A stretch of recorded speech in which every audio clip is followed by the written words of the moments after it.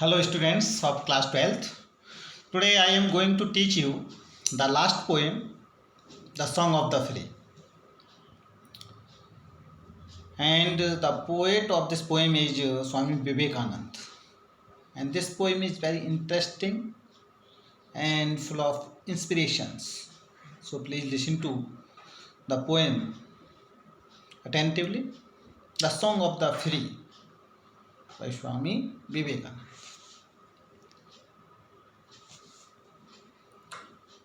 Swami Vivekananda was born 1863 and died 1902.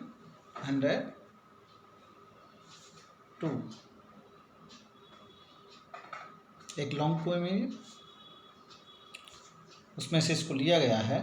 The wounded snake its hood unfurled. Wounded घायल, जख्मी. इसमें सांप it's hood कहते हैं फन, अनफर्ड माने फैलाता है. एक घायल सांप अपना फन फैलाता है. The flame start up with doth flesh. और जब आग को कुरेदा जाता है, स्टार्ट कुरेदना, हवा देना, तो उसमें ब्लेज माने लपट उठने लगती है. तब आग को जब कुरेदा जाता है तो उसमें लपट उठने लगती है. The desert air sound the call of heart struck loins rage. रेगिस्तान की हवा आवाज करती है एक घायल और गुस्सेनाक शेर की तरह. जब शेर घायल होता है और वह जब चिंघाड़ता है, दहाड़ता है, तो पूरे रेगिस्तान में उसकी आवाज गूंजती है. इसमें कवि ने 3 उदाहरण के माध्यम से हमको समझाया है कि जब सांप घायल होता है तो वह अपना फन चौड़ा कर लेता है, उठाता है. और जब आग को कुरेदा जाता है या हवा दी जाती है या फूंक दी जाती है तो वह लपट देने लगता है.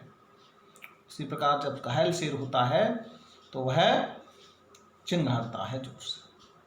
Next, the cloud puts forth. Puts पेश करता है. Forth its deluge strength. अपनी सबसे ज़्यादा प्रचंड ताकत. बादल अपनी सबसे ज़्यादा ताकत दिखाते हैं. When lightning claps its breast. Lightning कहते हैं बिजली. क्लेप्स माने होता है चीर देना, और ब्रेस्ट कहते हैं वक्षस्थल, छाती. जब बिजली तड़पती है, जब बिजली बादलों के छाती को झकझोर देती है, चीर देती है, तो बादल सबसे ज़्यादा घनघोर वर्षा करते हैं. When the soul is stirred to its inmost, the great ones unfold their best. उसी प्रकार से जब किसी की आत्मा को अंदर से गहराई से झकझोर दिया जाता है तो महान पुरुष अपने सबसे अच्छा प्रदर्शन करते हैं, अपने सबसे अच्छे का प्रदर्शन करते हैं. अर्थात जब कष्ट आते हैं व्यक्ति पर तो वो निखरता है. जब बादलों को बिजली उनके वक्षस्थल को चीर देती है तो बहुत ज़्यादा बादल जो है मूसलाधार वर्षा करते हैं. और जब किसी व्यक्ति की अंतरात्मा को झकझोर दिया जाता है, उस पर बहुत ज़्यादा प्यार किया जाता है, तो वह जागृत हो जाती है. Let eyes grow dim. अब वो आपको सलाह दे रहे हैं. Let eyes grow dim and ears grow faint. अपनी आँखों को धुंधला हो जाने दो. ईयर्स ग्रो फेंट. आपके कान धुंधले हो जाएं.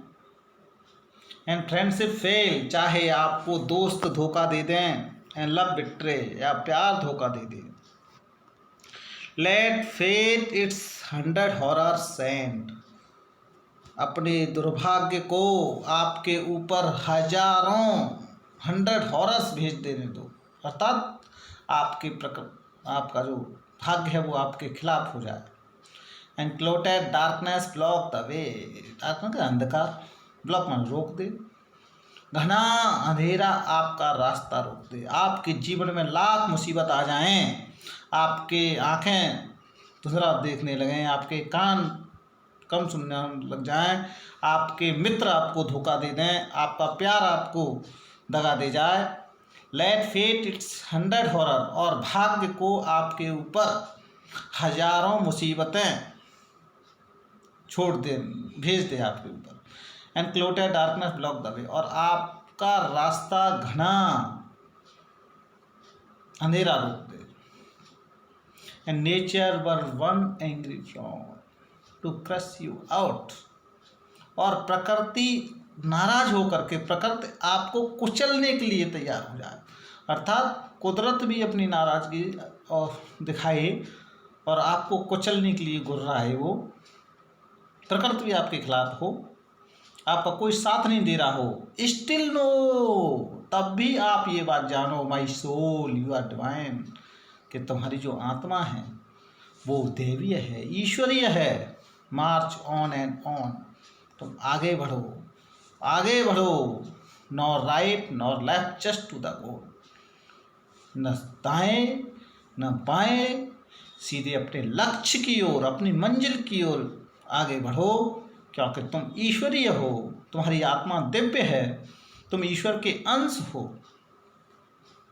इस तरह से इस कविता में कवि ने बताया है कि आपको कितना दुख हो सकते हैं। हम थोड़ा सा दुख, संकट, मुसीबतें, मिजरी, दुख, कष्ट जीवन में आते हैं, हम टूट जाते हैं, तो कवि ने हमको कहा है कि तुम तो ईश्वरीय हो, तुम ईश्वर के अंश हो।